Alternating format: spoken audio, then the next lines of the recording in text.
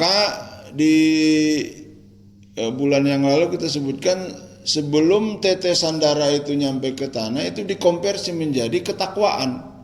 Nah, tingkat ketakwaan yang diterima oleh mereka yang berkurban dan diterima adalah bagaimana dia merenungi bagaimana bahagianya daging saya ini dimakan oleh orang lain gitu. Karena fitrahnya manusia, Pak, kurang rela itu yang dia miliki diambil orang gitu. Itu makanya disuruh berkurban sesering mungkin itu supaya latihan merelakan. Paling kita itu yang paling rela ya dikasih ke istri itu dan ke anak, itu rela itu. Kalau ke istri karena ada ikatan pernikahan, ada yang kita butuhkan di istri itu. Jadi ini yang ingin disampaikan. Jadi harus latihan terus melawan kekikiran, melawan kecintaan terhadap harta benda gitu.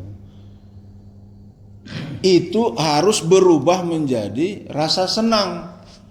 Rasa senang karena wah daging yang saya ini dimakan oleh mereka dengan senang hati gitu.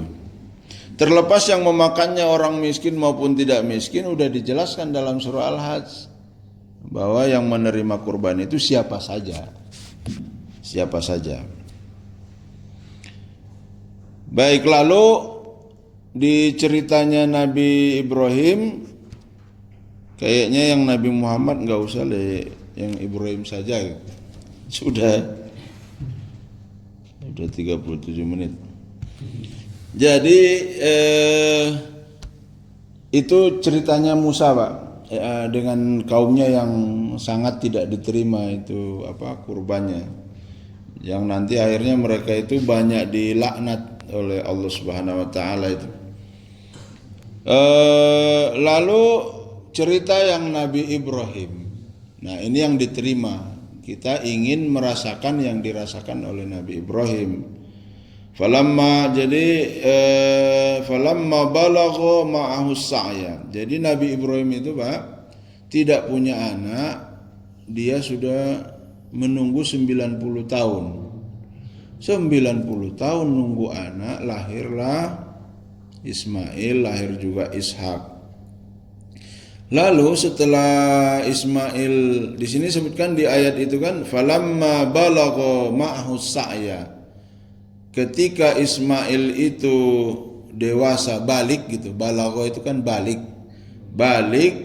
Nah diberi pembuktiannya oleh Allah, Pak, hebat sekali. Ya kayak kalau Bapak yang dulu waktu ingat kuliah itu kan, kalau kita menyampaikan sesuatu harus ada footnote-nya kan.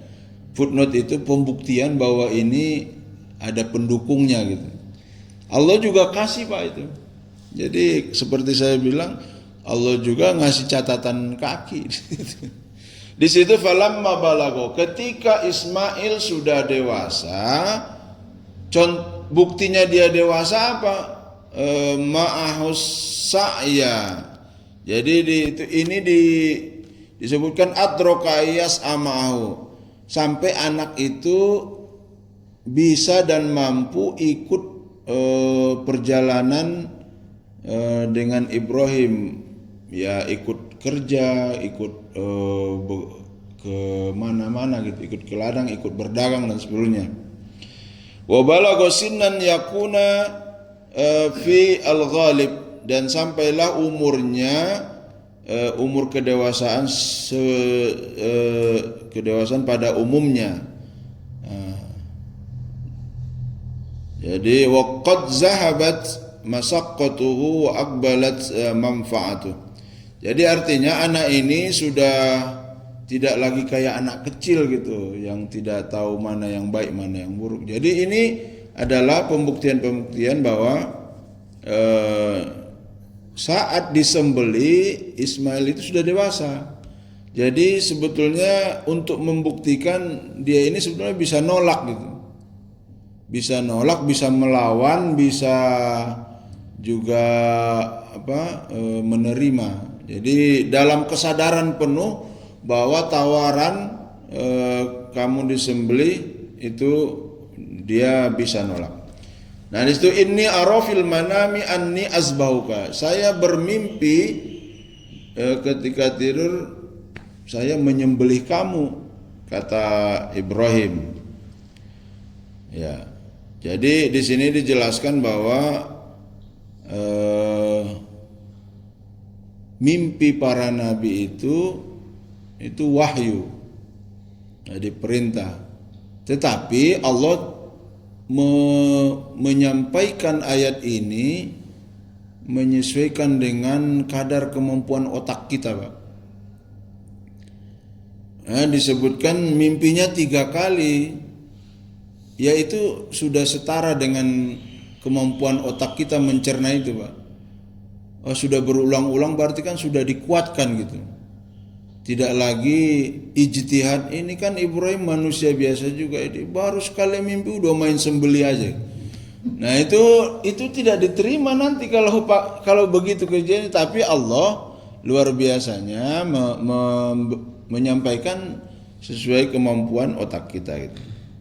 Dan yang kedua ini yang harus kita lihat, Pak, bahwasanya si Ismail rela.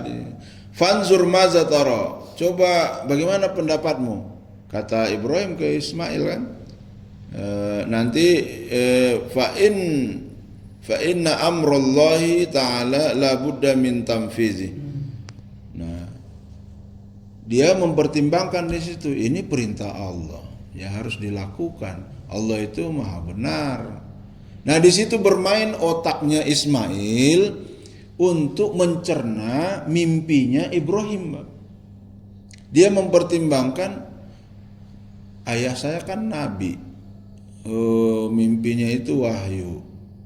Terus kalau wahyu dari Allah, nah itu muncul akidah tauhid di dalamnya. Wah ini pasti benar, nggak akan keliru lagi. Jadi, nah disitulah Ismail itu membuat sebuah keputusan dan keyakinan bahwa